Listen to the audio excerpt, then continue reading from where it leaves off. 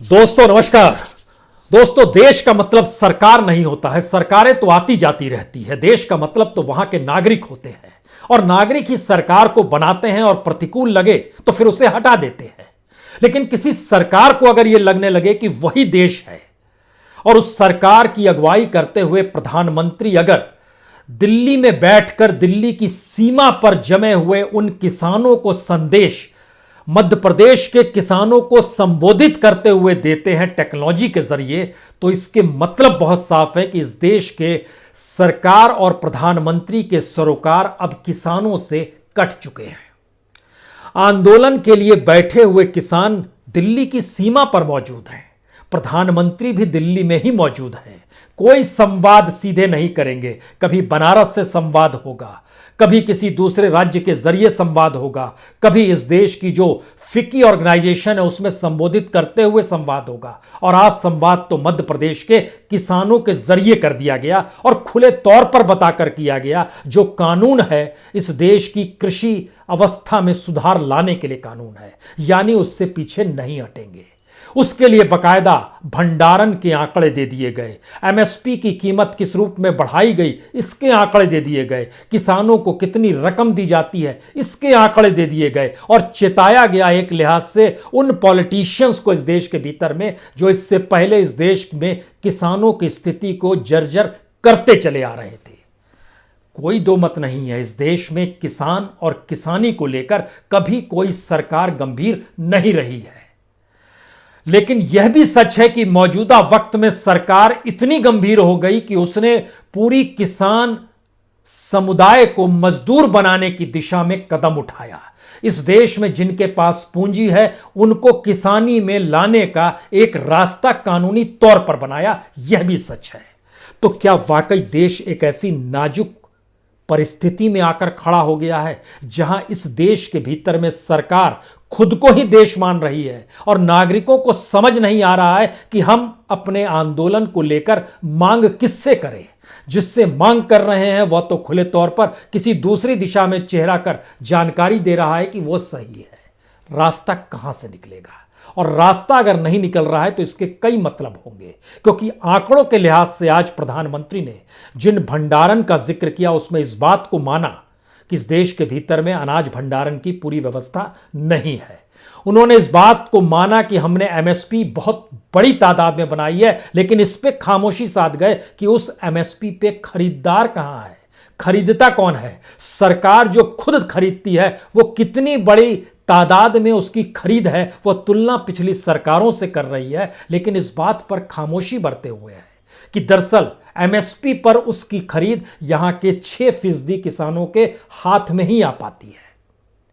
हमें लगता है कि यह सरकार खुद कैसे चल रही है, आज इन आंकड़ों को आप समझिए, तब आप समझ पाएंगे कि जो आंदोलन कर रहे किसान हैं उनके भीतर इस उम्मीद को तो जगना चाहिए और जगाना भी चाहिए कि दरअसल ये सरकार जो चल रही है यह किसी दूसरे ग्रह से उसके पास पैसा नहीं आ रहा है, कोई रसद कोई तीसरा देश नहीं दे रहा है, बल्कि इस देश के टैक्स पेयर का पैसा है, पहली बात। दूसरी बात, इस देश के नागरिक जो भी खरीदते हैं, जिस भी रूप में जिस भी सुविधाओं का उपभोग करते हैं, उसका भी पैसा यह सरकार लेती है, तभी यह सरकार चल रही है। यानी इसी देश के खनिज संसाधन, इसी देश के किसान मजदूर, इसी देश के नौकरशाह, इसी देश के भीतर में हर तबका जो भी जैसे रह रहा है उसी का पैसा सरकार के पास आता है, तभी यह सरकार चल पाती है। लेकिन आज जब प्रधानमंत्री ने आंकड़ों की फहरिस्त खोलनी शुरू की तो उसमें बहुत चीजें इस रूप में बताई जिससे किसान को लगे वाकई उसके लिए तो यह सरकार मर मिटने को तैयार है। मसलन सीधे खाते में पैसा पहुंचाते हैं किसान सम्मान निधि के जरिए और हर बरस 75,000 करोड़ रुपया दे देते हैं, रकम बड़ी है।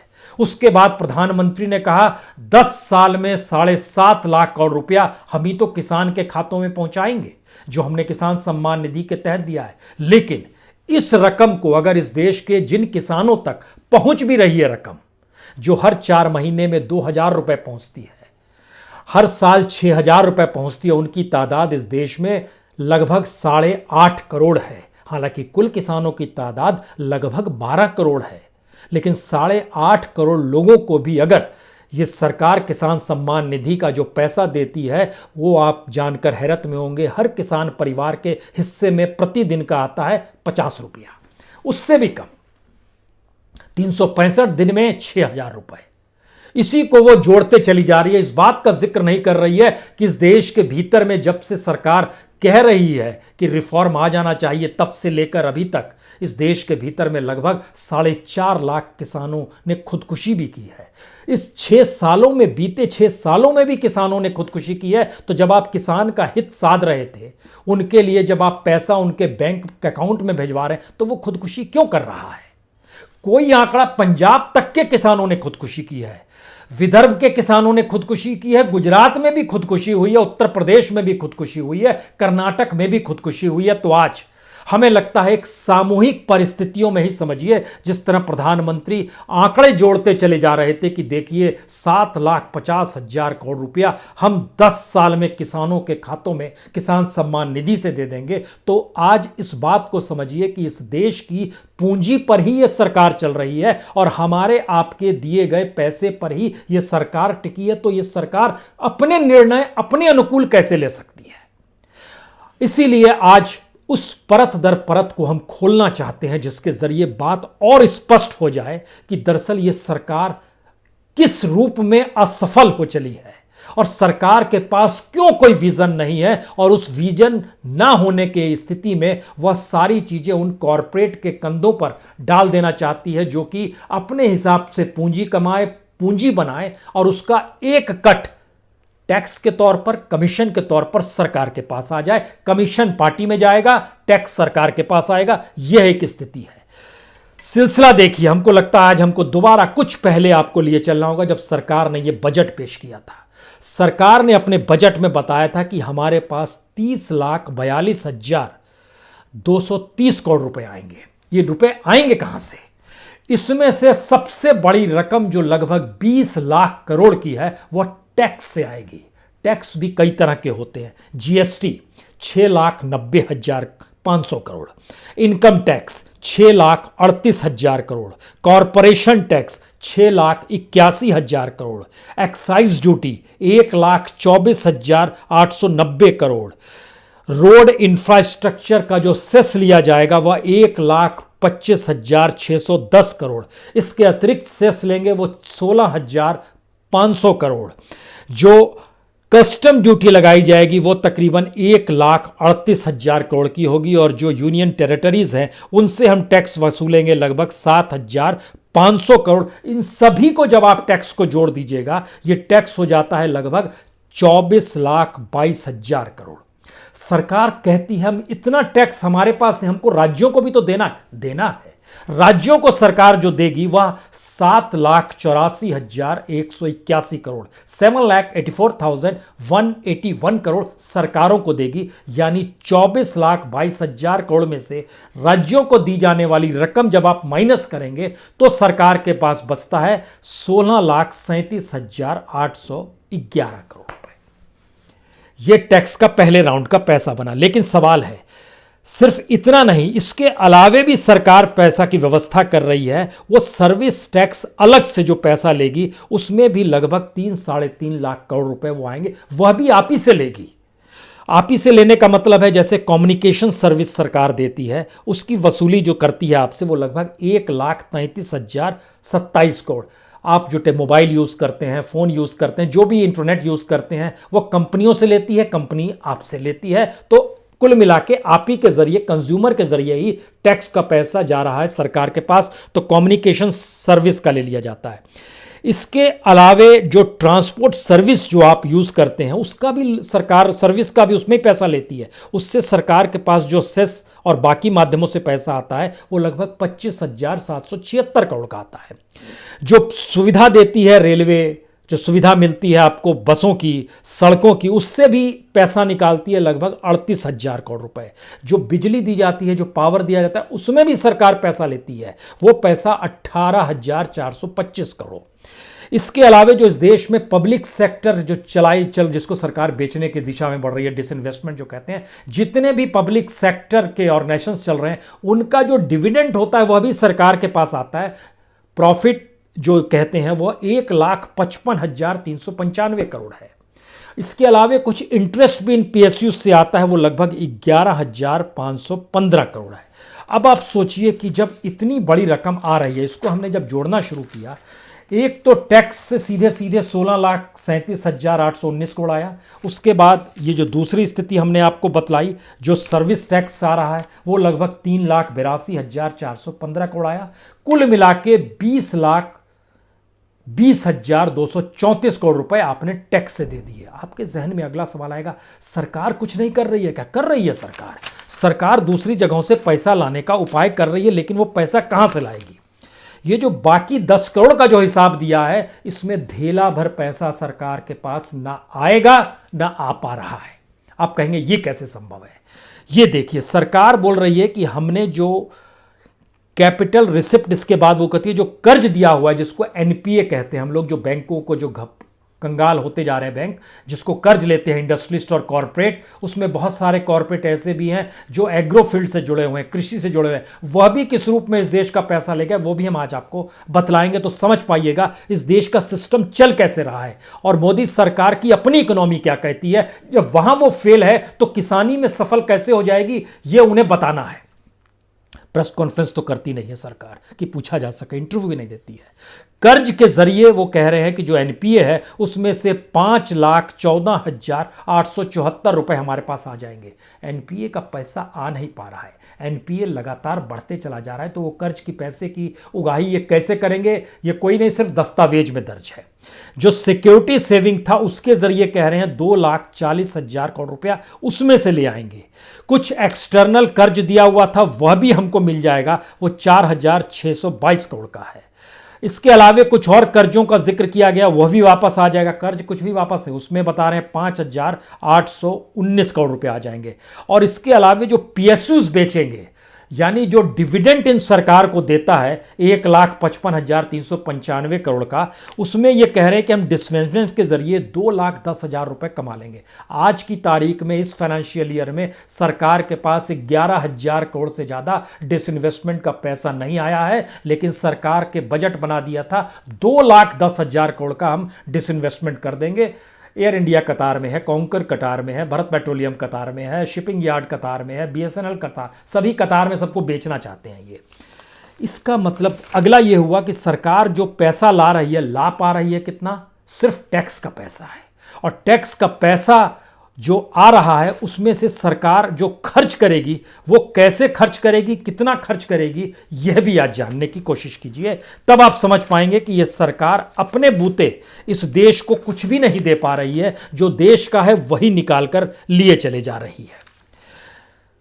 सरकार ने अपने तौर पर जो खर्च का हिसाब दिया है उसमें उसने कहा है कि जो सेंट्रल एक्सपेंडिचर है वो तकरीबन होगा 8,87,000 करोड़। इस सेंट्रल एक्सपेंडिचर में मंत्री संतरी, इस्टेब्लिशमेंट, ब्यूरोक्रेट सबके पैसे आते चले जाते हैं। इस पे ये खर्च करेंगे 8,87,000 करोड़। जो स्कीम है इस देश के भीतर में उस पर खर्च करेंगे 8,31,000 करोड़। जो पीएसयूज हैं, जो पब्लिक सेक्टर के जो इंस्टीट्यूशन जो चल पा रहे हैं इस देश के भीतर में, उस पर यह खर्च करेंगे 1,82,000 करोड़ रुपए। और जो सरकारी स्कीम है उस पर खर्च किया जाएगा 3,39,895 करोड़। आपके दिमाग में सवाल होगा, एक तो स्कीम पर करेंगे 8,31,000 करोड़ रुपया और एक सरकारी स्कीम पे खर्च करेंगे 3,39,895 करोड़। ये खेल क्या है ये भी हम बताते हैं, लेकिन उससे पहले हम एक एक सिलसिला जरा समझना शुरू कीजिए। पीएसयू पे ये खर्च करेंगे 1,82,000 करोड़ रुपया, जबकि पीएसयू इनको पैसा देती है कमाकर लगभग 1,66,950 करोड़। यानी कुल मिला के ये पीएसयू पर एक साल में खर्च करते हैं सिर्फ 16,000 रुपए। यानी इस देश के भीतर में 300 से ज़्यादा जो पीएसयू चल रहे हैं उस पर ये खर्च करते हैं सिर्फ 16,000 रुपए। उनकी स्थिति जर्जर होती चली जाए और कौड़ियों के मोल उन्हीं को किसी कॉरपोरेट को बेच दिया जाए तो इस देश में एग्रीकल्चर को आप कौड़ियों के मोल में कन्वर्ट कर देना चाहते हैं। और आप ये चाहते हैं कि इस देश का किसान आखिर में कहे आप ही सही हैं, आप ही प्रधानमंत्री हैं, आप ही देश है, आपके कहे शब्द संविधान के शब्द हैं। ऐसी स्थिति आ गई है क्या? क्योंकि बहुत साफ है, जो आप कैपिटल से चलाना चाहते, जो पूंजी से चलाना चाहते इस देश को, वहां पर आपका पूरा कॉर्पोरेट सिस्टम कैसे फेलियर है, यह कोई छुपा हुआ नहीं है। जो नहीं चल रहा था उसको भी आप उसी खांचे में लाना चाहते हैं। यह ठीक ऐसे ही है जो बहुत घाटे वाला बैंक है उसको आप मर्ज कर दीजिए ऐसे बैंक के साथ जिसका घाटा कम होगा, तो दोनों जब मिलाएंगे तो एवरेज एक सरीखा लगेगा। आज की तारीख में विकास दर एग्रीकल्चर की 3.4% है और दूसरी तरफ जो इंडस्ट्री है और जो कॉरपोरेट है इनकी विकास दर और जो सर्विस सेक्टर है ये माइनस में है। तो दोनों को मिलाइएगा तो कम से कम जीरो पर तो आ जाएंगे। यह स्थिति सरकार इस तरह से कुछ इसके माइंड में चल रहा है, इसीलिए हम कह रहे हैं सरकार की अपनी ही फिलॉसफी को आज समझने की कोशिश कीजिए। अब आपके जहन में आना चाहिए कि दरअसल ये स्कीम क्या है। स्कीम बड़ी शानदार है। सरकार जिन स्कीम के तहत 8,31,825 करोड़ रुपए खर्च कर रही है उसी में तेजस भी आया था। तेजस रेलगाड़ी जो चल रही थी ना, जो बंद हो गई, उसी के तहत वो उड़ने वाला पानी का जहाज भी था अहमदाबाद में, जो वह भी सर्विस बंद हो गई है। इसी के तहत रेलवे पर 70,000 करोड़ का बजट है। इसी के तहत एग्रीकल्चर पर 1,19,000 का बजट है। एग्रीकल्चर का हम अलग से आपको हिस्सा बतलाते हैं। डिफेंस पर 1,13,000 करोड़ रुपए है। हाउसिंग एंड अर्बन अफेयर पे 21,488 करोड़ का बजट है। पेट्रोलियम और नेचुरल गैस जो ज़्यादातर अंबानी के पास चला गया है उस पर 42,000 करोड़ का खर्च है। रोड और ट्रांसपोर्ट पर 91,656 करोड़ का खर्च, ये बहुत साफ तौर पर बता रहे हैं। यानी सरकार जो जनता से पैसा लेती है, रोड का, ट्रांसपोर्ट का, जो भी सेस लेती है, उसकी तुलना में सरकार बहुत कम खर्च करती है उसी सेक्टर पर। वो पैसा भी वह अपने ऊपर खर्च करती है क्योंकि सरकार के एक्सपेंडिचर बढ़ते चले जा रहे हैं, उसकी अपनी रईसी लगातार बढ़ रही है और वो मान रही है। बजट में भी उसने माना था, इसीलिए अपना बजट भी उसने कैसे बढ़ा दिया हम आपको यह भी बतलाते हैं। क्योंकि सरकार ने जिस रूप में अपनी इकोनॉमी को बताया है उसमें अब आइए सरकारी स्कीम का बजट जो सरकार ने अपने तौर पर दिया वो लगभग 3,39,895 करोड़ रुपए वो खर्च करेगी। ये सरकारी स्कीम है क्या? सरकारी स्कीम है स्वच्छता मिशन, 12,294 करोड़। सरकारी स्कीम आती है Amrit smart city, 13,750 crore. Health mission 34,000 crore रुपए। शिक्षा मिशन 39,000 करोड़ रुपए। इसके अलावे मिड डे मील 11,000 करोड़ रुपए। मनरेगा जिसको अब 40,000 और बढ़ा के, पहले 61,000 करोड़ था, अब बढ़ा के 1,00,000 करोड़ कर दिया गया, वह भी इसमें आएगा। जो सड़क योजना है, जो सड़क का पैसा सेस से भी लेती है और सड़क का पैसा यहां पर इन्वेस्ट करने का जिक्र भी कर रही है, लगभग 19,500 करोड़ रुपए। प्रधानमंत्री आवास योजना 27,500 करोड़ रुपए। ये सरकारी स्कीम्स है जिस पर वो खर्च कर रही है। अब यहां पर बात शुरू होती है एग्रीकल्चर की। एग्रीकल्चर को लेकर सरकार के पास जो अपना बजट सरकार ने बनाया उसमें 3 चीज़ों पर खर्च करने का जिक्र किया। एग्रीकल्चर पर 1,19,219 करोड़ एक साल में। फर्टिलाइजर पर 71,000 जो कह रहे हैं कि सब्सिडी देगी। पीडीएस सिस्टम, इस देश के राशन दुकानों तक अनाज देने में उस पर बोझ पड़ता है 1,21,078 करोड़ रुपए। यानी इन तीनों को जब आप मिला दीजिएगा तो ये तकरीबन 3 लाख करोड़ से ज़्यादा का बनता नहीं है, 3,11,000 करोड़ रुपए का बनता है। अब इसके पैरेलल में आइए, जो आप कॉरपोरेट को आपने उसके टैक्स की जो माफ़ी दे दी, उस टैक्स की माफ़ी से भी कम है जो आप एग्रीकल्चर पे इन्वेस्ट करते हैं। इसका मतलब है कि सरकार कॉरपोरेट के लिए है, इसका मतलब है सरकार इंडस्ट्रीज के लिए है, इसका मतलब है सरकार पैसे वालों के लिए है जो पैसा लगा पाएं, क्योंकि सरकार कुछ भी कर पाने की स्थिति में नहीं है। सरकार के पास सिर्फ एक ही विजन है कि हमसे ये नहीं संभलेगा। जो आज उन्होंने कहा कि गोडाउंस में अनाज सड़ जाता है, हमको ये भी देखना होगा, तो हम बिजनेसमैन से कह रहे हैं आप इस क्षेत्र में आइए, कुछ प्रोसेसिंग फूड में आइए। जब इन बातों का जिक्र कर रहे थे तो हमारे जहन में लगातार ये बात आ रही थी कि जो लोग ऑलवेज जुड़े हुए हैं इससे, और इस देश के भीतर में जब एनपीए बढ़ता चला जाता है तो उनकी क्या स्थिति है, उसका जब हमने डॉक्यूमेंट चेक करना शुरू किया। यह भी बड़ा इंटरेस्टिंग डॉक्यूमेंट इसलिए है क्योंकि सरकार सिर्फ और सिर्फ उनके लिए कैसे जी रही है जो पैसा लगाते हैं, यह भी जानना बहुत शानदार है। इस देश के भीतर में सबसे ज़्यादा जिन्होंने बैंक से कर्ज उठाया उसमें जो पहला नाम आता है वो RIE, REI एग्रो लिमिटेड है। ये राइस जो बासमती चावल होता है ना, उसको ये एक्सपोर्ट करता है, दुनिया भर में एक्सपोर्ट करता है। उसने बैंक से जो पैसा लिया हुआ है वो 4,197 करोड़ का है। ये पैसा एक इंडस्ट्री ने जो एग्रोफील्ड से जुड़ी हुई है, ये हाईएस्ट है। इसके बाद दूसरी ऑर्गेनाइजेशन है रुचि सोया इंडस्ट्री है, जो कि सोया प्रोटीन बनाती है, सोया फ्लोर बनाती है, फ्रूट जूस बनाती है, सोया मिल्क बनाती है, अलग अलग और भी इसके पास चावल गेहूं भी है, बार्ली भी है, तुअर भी है, इन सब पे काम करती है। ये पहले जिस कंपनी के पास थी, इसको अब बाबा रामदेव की कंपनी ने खरीद लिया है। लेकिन इस रुचि सोया ने भी जो उठाया हुआ है वह भी 3,225 करोड़, वह भी पैसा बैंक को लौटाया नहीं गया है। तीसरी कंपनी आती है KS ऑयल लिमिटेड। इसने लगभग 1,026 करोड़, ये मस्टर्ड ऑयल, सोयाबीन ऑयल, इन सब चीज़ों को बनाती है। यानी किसानी हो रही है, किसानी के प्रोडक्ट से जो बना रहे हैं काम, वो बैंक से पैसा ले रहे हैं, बैंक उनको पैसा दे रहा है और उसके ज़रिए वो पैसा नहीं लौटा पा रहे हैं, उनकी एक फहरिस्त है। जो ऐसी बहुत सारी, हमने सिर्फ 3 का नाम आपके सामने लिया। इस स्थिति में बाकी नाम भी आएंगे आपके जहन में। महल चौकसी भी नाम आएगा, जिसने सबसे ज़्यादा लिया हुआ था। उनकी गीतांजलि जेम्स लिमिटेड था, लगभग 5,000 करोड़ रुपया उन्होंने उठा लिया था। इसी तरीके से एक Winsome diamond and jewellery limited है, ये जतिन मेहता का है, ये भी गुजरात से आते हैं। 3,386 करोड़ रुपए इन्होंने बैंक से उठा लिए। वो किस्सा एक अलग है, जो कॉरपोरेट ने पैसा कितना उठाया है और इस देश का NPA बढ़ते बढ़ते बढ़ते बढ़ते कितना हो गया, ये एक अलग किस्सा है। लेकिन अगर आप इकोनॉमी चलाना नहीं जानते हैं और आपको इस देश की अर्थव्यवस्था को चलाने का हुनर नहीं है, सिर्फ ये हुनर है कि इधर से एक टोपी उठाएंगे, इधर पहना देंगे, इसको बताएंगे, फिर इधर ले आएंगे, इससे तब तक हम कट लेंगे या हम टैक्स लेंगे या हम कमीशन लेंगे कॉरपोरेट से, उसको इस देश की जनता और डेमोक्रेसी की मजबूरी बताएंगे और डेमोक्रेसी और जनता के ऊपर रिफॉर्म की बात कहेंगे और उसका पैसा इधर ले आएंगे। यह बस हुनर आता है। तो इसका असर क्या हुआ है, जरा यह देखिए। इसका सबसे बुरा असर यह हुआ है, चाहे वो एग्रीकल्चर की फील्ड हो, चाहे इस देश में इंडस्ट्री की फील्ड हो।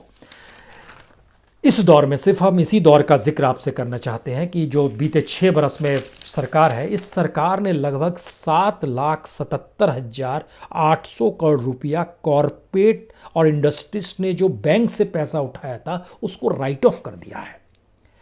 यानी उन्होंने कहा विलफुल डिफॉल्टर वो हो गए, हम पैसा नहीं दे सकते हैं, हमारे पास कुछ भी पैसा लौटाने को नहीं है। जैसे अनिल अंबानी साहब ने कहा पैसा नहीं है, तो उनकी कंपनी NCLT में चली गई। ऐसे लोगों जो भरे हुए हैं इस देश के भीतर में और अब विदेशों में कुछ भाग गए हैं, 7,77,800 करोड़ रुपया 2015 से 2019 के बीच उनका जो है राइट ऑफ किया गया। इस दौर में ऐसा नहीं है कि किसानों पे जो कर्ज था उस कर्ज की माफ़ी नहीं हुई, वो माफ़ी स्टेट देते हैं, अपने बजट से निकालते हैं। और उनको भी अगर आप जोड़िएगा 2015 से 2019 के बीच में इस देश में किसान एक पॉलिटिकल मुद्दा रहा है, तो जो भी आना चाहता है कहता है हम कर्ज माफ़ कर देंगे, वह भी जोड़िएगा तो तकरीबन 2.5 लाख करोड़ वह भी बनेगा, इससे भी इनका। लेकिन सिस्टम आपके यहाँ नहीं है, आपने कोई सिस्टम बनाया ही नहीं, क्योंकि इस दौर में सबसे ज़्यादा बीजेपी शासित राज्य थे। अगर आप ध्यान दीजिए 2014 की लोकसभा चुनाव के बाद जो हवा चली, महाराष्ट्र में जीते, हरियाणा में जीते, झारखंड में वो जीतते चले गए। 2019 में फिर कुछ हार मिली है, अन्यथा 2014 से 2019 के बीच में जो 2.5 लाख करोड़ रुपए जो माफ़ी है वो अलग अलग राज्यों का भी देखिएगा तो आंध्र प्रदेश में जैसे 2015 में लगभग 24,000 करोड़ रुपए किसानों का कर्ज माफ़ किया गया। तेलंगाना की सरकार ने किया 17,000 करोड़ रुपया। 2017 में तमिलनाडु ने किया था 5,280 करोड़ रुपया माफ़। 2018 में महाराष्ट्र ने किया लगभग 34,000 करोड़ रुपया। उत्तर प्रदेश ने किया 36,000 करोड़ रुपया। पंजाब ने किया 10,000 करोड़ रुपया। कर्नाटक ने किया 18,000 करोड़ रुपया।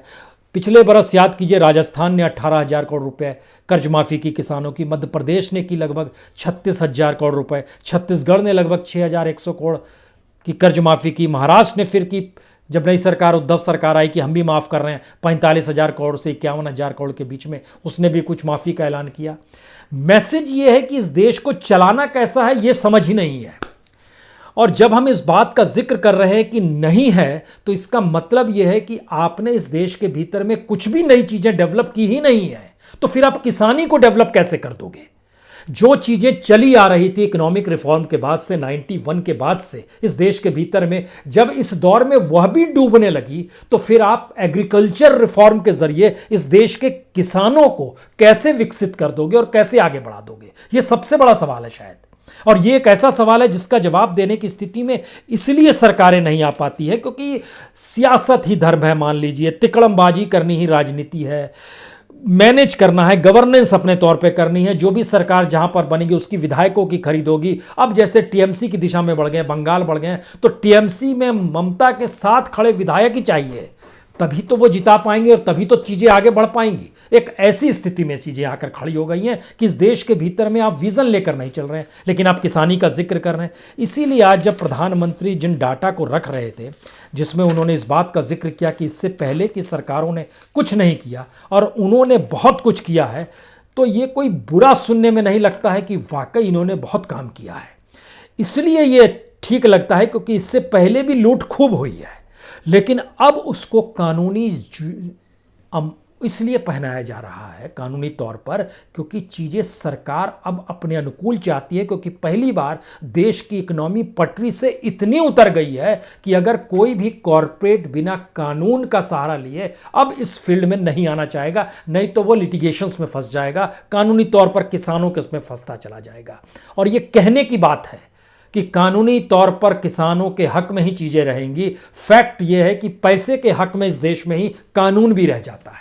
यह भी कोई छुपा हुआ नहीं है, क्योंकि इस देश में जब किसानों की सुनवाई करते हुए इस देश के सबसे जाने माने वकील, जिनकी ज़्यादा वक्त विदेश में ही गुजरता है, उनको लगता है कि उनकी जान पर खतरा ना आ जाए, आंदोलन चल रहा है तो उनकी गाड़ी को कोई चोट ना पहुंचा दे, इस तरह के वक्तव्य जब सुप्रीम कोर्ट के भीतर में किसानों का विरोध करते हुए दिए जाते हैं, तो इसका मतलब है ये देश किसानों के लिए नहीं बचेगा, ये देश मजदूरों के लिए नहीं बचेगा, ये देश उन नागरिकों के लिए नहीं बचेगा जो सरकार के नियम कायदे कानून से इत्तेफाक नहीं रखते हैं। यह देश एक ऐसे मुकाम पर आकर खड़ा हो गया है जहां पर सरकारों को लगने बहुत साफ लगा है कि वही सब कुछ है, वही देश है। और शायद इसीलिए बीते 22 दिनों के किसान आंदोलन के भीतर अगर आप झांक कर देखिएगा तो 1 दर्जन से ज्यादा किसानों की मौत आंदोलन करते वक्त हो गई। लेकिन इसी बीच में 10 से ज्यादा भाषण प्रधानमंत्री मोदी ने जहां जहां पर दिए, वह किसानों के हक में यह कहते हुए दिए कि यह आंदोलन बिल्कुल गलत है, यह भ्रम से पैदा हुआ आंदोलन है। जो भी तर्क दिए गए वह किसानों के हित की बात कहते हुए दिए गए, जबकि किसान खुद आंदोलन में संघर्ष करते हुए कह रहा है कि यह उसके हित में नहीं है। तो इसके मतलब क्या है? इसके मतलब बहुत साफ हैं। कॉरपोरेट का हक प्रधानमंत्री के हक के साथ जुड़ता है। जो नियम कायदे बनाए गए हैं उसमें जिसके पास पूंजी है वह अगर किसानी में आ जाए तो इस देश का विकास हो जाएगा। प्रधानमंत्री यह भी अब समझाना चाहते हैं। यानी बीते 22 दिनों के भीतर दिए गए 10 से ज्यादा भाषण सिर्फ और सिर्फ प्रधानमंत्री के अगर आप पढ़ना शुरू कर दीजिएगा तो आपको इस देश के किसानों से घृणा हो जाएगी। और इस देश के किसानों के भीतर जब आप झांक कर देखिएगा तो इस देश की राजनीति से आपको घृणा हो जाएगी।